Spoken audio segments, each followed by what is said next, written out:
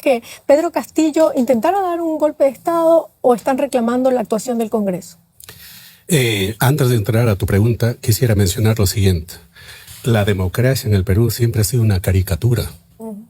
Es decir, nunca ha tenido un mínimo de sustento en la realidad. Y no estoy hablando de la democracia como lo entendieron los padres teóricos de la democracia, que la democracia descansa en la justicia y en la libertad, y que el gobierno es del pueblo y para el pueblo. Eso no estoy mencionando eso, simple y llanamente. En el caso concreto de Perú, la democracia se reduce a un día por cada 5 años, porque al pueblo se le da la oportunidad de elegir un día, dar el voto, y prácticamente le están dando un cheque en blanco a los que controlan la vida económica, política del país para que gobiernen 5 años. Hagamos esa aclaración. Claro, es una democracia. ¿Qué sería lo que pasó con Castillo entonces en las últimas elecciones? También le dieron un cheque en blanco y de ahí vienen también esas denuncias de corrupción. Pero ahí vamos, nuevamente vuelvo. La pregunta es, ¿cómo llega Pedro Castillo? Y la gran sorpresa es, nuevamente, ¿cómo se pudo mantener 20 meses? Porque Pedro Castillo y su gobierno, lo que dice el amigo, representaba los intereses de los más pobres, de los desposeídos, de la gente más humilde, de la gente minguneada que nunca ha sido vista por este sector de la oligarquía lumpen, de la burguesía lumpen que gobierna el Perú, y prácticamente los medios de comunicación masiva mañana, tarde y noche enfilaron en contra de él, especialmente el Comercio y la República. Y quizás por eso se quedó solo ese día de su mensaje, ¿no? Permítame continuar. El poder económico estaba en contra. El medio de comunicación estaba en contra. La Iglesia Católica estaba en contra. Tienes todo el panorama, es como un intruso que ha llegado al gobierno y está cercado por estos poderes. Solamente tenía el gobierno. Estados Unidos estaba de acuerdo con él, pero sabemos que Estados Unidos no tiene amigos, tiene intereses. Las Fuerzas Armadas estuvieron expectantes a ver qué pasa. El Parlamento, que es la expresión más clara de estos sectores dominantes, en todo momento lo vacaron. ¿Cuántos ministros? 80. Bueno, no creo que 80, creo que fueron 40. ¿Cómo vas a gobernar si tienes todo el poder en contra?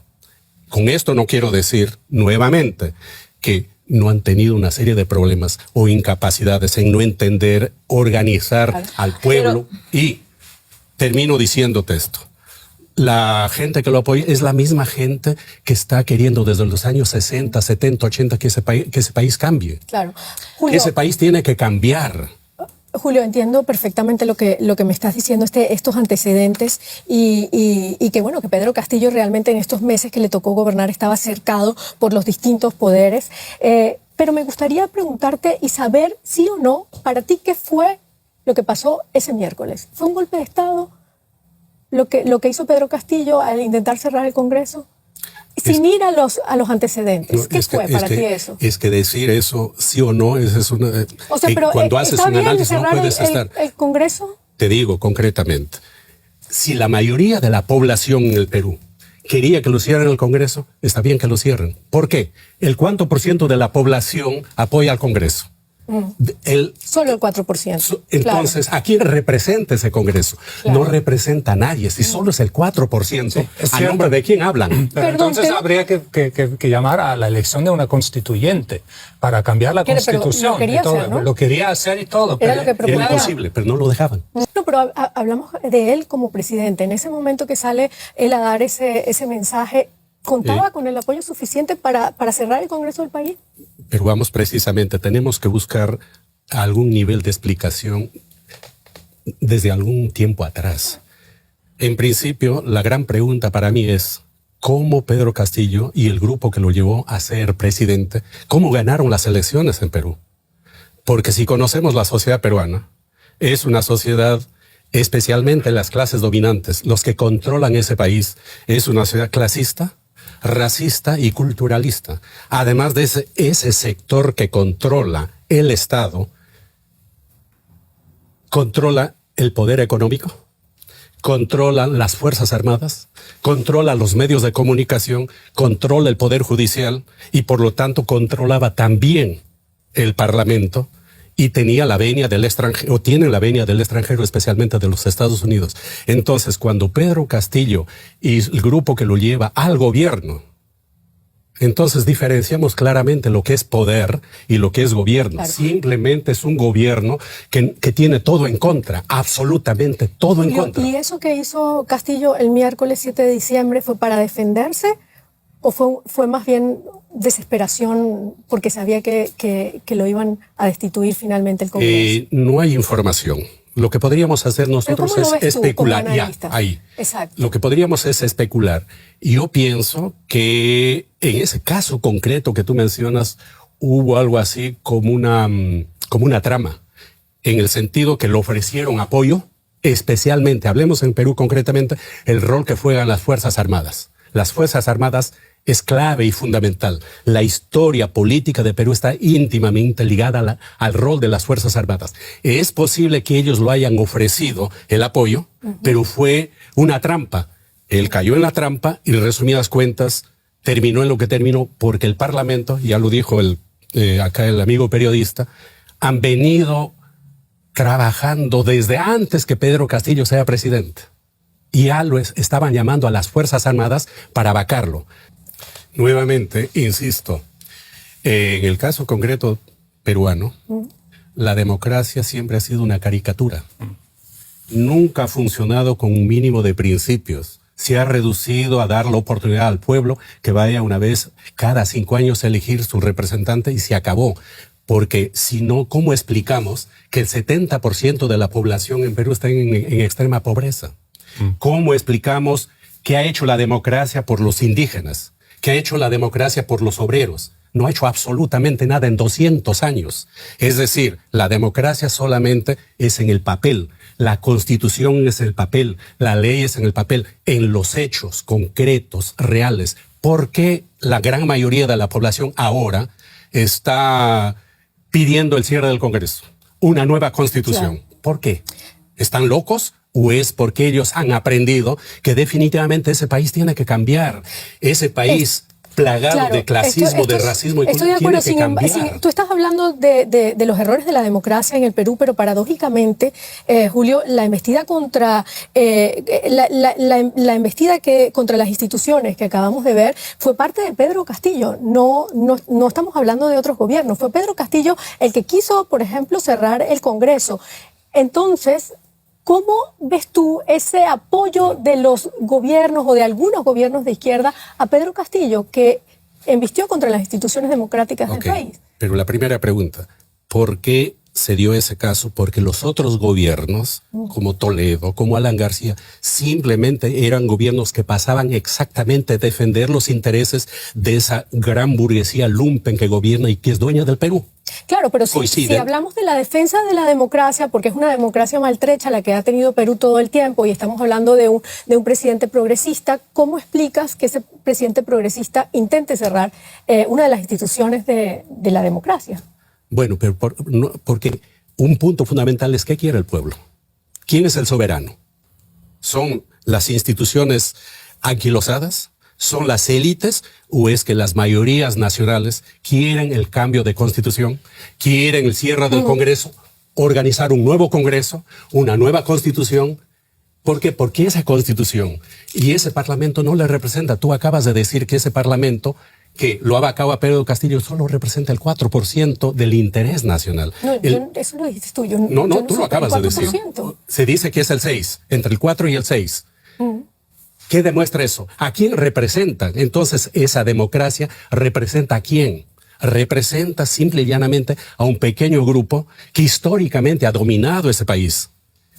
De lo que se trata, en todo caso, es de refundar el país bajo nuevas formas democráticas, bajo nuevos principios. Sí, es muy interesante lo que exigen los manifestantes ahora. Es elecciones rápidas y no en el 2024. ¿Por qué? Porque la cifra que yo tengo son que 86% de los peruanos no confían en el Congreso, ¿no? Precisamente, o sea, estoy de acuerdo contigo a base de esta cifra. Entonces, ¿qué quieren? ¿Cuál puede ser la solución? No decretar el estado de emergencia como lo ha hecho la actual presidenta, sino hay que convocar elecciones para una constituyente y para un nuevo Congreso, pero rápido, Claro. porque para calmar los espíritus, porque de un lado sí tienes el poder que está concentrado y tienes el pueblo que quiere otra cosa, ¿no? Eso hay que aceptarlo. El sector informal es terrible. La pandemia, 10 millones de peruanos en absoluta pobreza de los 35 millones. Esas son cifras muy comparables con otros países, como Perú, como Brasil, perdón. ¿Tú qué es mejor para Perú en este momento? Que Dina Boluarte termine el mandato hasta creo que es 2024, ¿no? O 26, 26, o que llame a elecciones anticipadas. Que llamen a una mesa de conversación y que traten directamente un cronograma. ¿Cuándo se hacen las elecciones?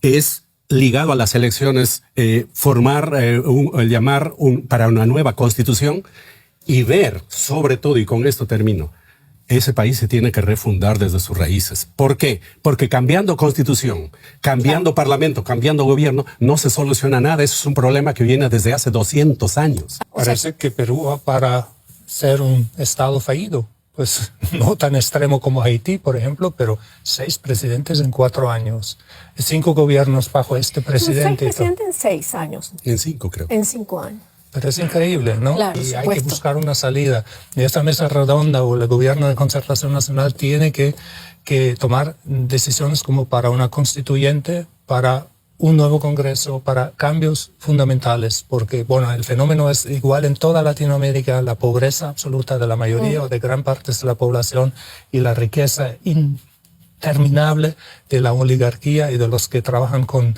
negocios ilícitos. Y eso es un problema que viene de la época de la colonia, y estoy completamente de acuerdo Claro. con Julio. Bueno, al igual que Burjar, uno de los periodistas y escritores más importantes de Perú, César Hildebrand, dice que Castillo no es un accidente en la historia de Perú, sino la exposición final de que se trata de un Estado fallido sin ningún proyecto nacional. ¿Qué opina usted? Totalmente cierto, porque nuevamente, repito, este problema viene desde la independencia.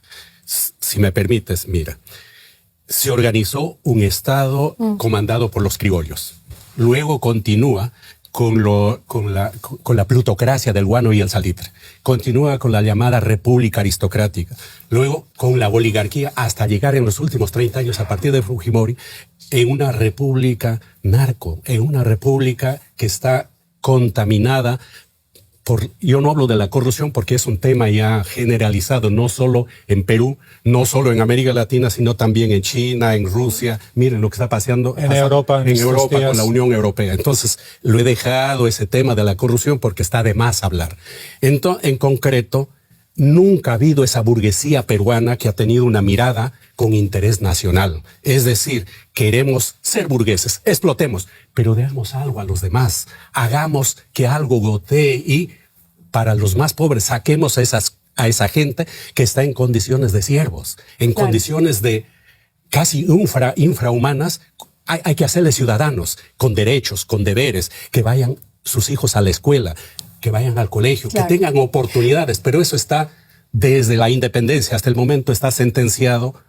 Prácticamente el 70% de la población está en esa condición. Bueno, pero en Venezuela, por ejemplo, siempre dicen, hay una frase popular que dicen, ser rico es malo, pero cuando me ponen en un puesto de mucho poder, ahí no es tan malo, ¿no? Porque ahí mismo empiezo yo a ser corrupta, a beneficiarme de ese puesto de poder. ¿No crees que eso también está pasando allí en Perú? Bueno, pero es un problema individual, personal. Nosotros analizamos los fenómenos históricos, políticos y socialmente.